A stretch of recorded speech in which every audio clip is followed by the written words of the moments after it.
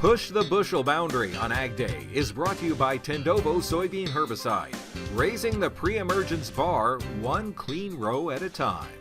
With corn and soybean prices in a slump, some farmers are forced to think outside the box, looking for other crops to grow.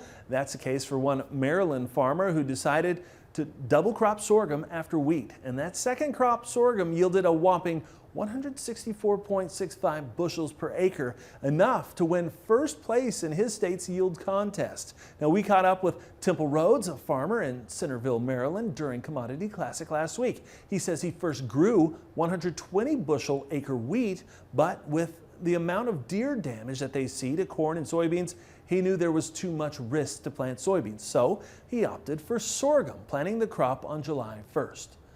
I started writing some numbers down, and you figure at that time we were selling $13 beans.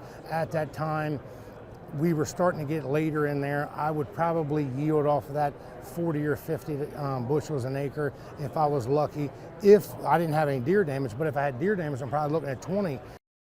My goal was somewhere around that 100 bushel range. I was fertilizing for 125 or so, and I was pushing outside limits on a bunch of it to see where that could go, and that's what obtained me the 164 bushel, where I pushed the outside limits.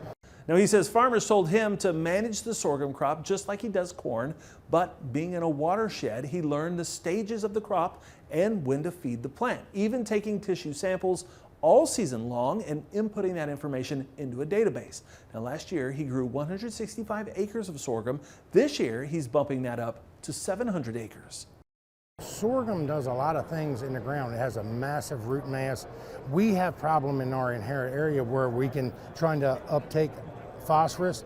With the root mass that we have on that, we can uptake a little more phosphorus into the plant than what a corn crop can or what a soybean plant can. So I think that this is an extremely efficient crop, and that's what surprised me the most.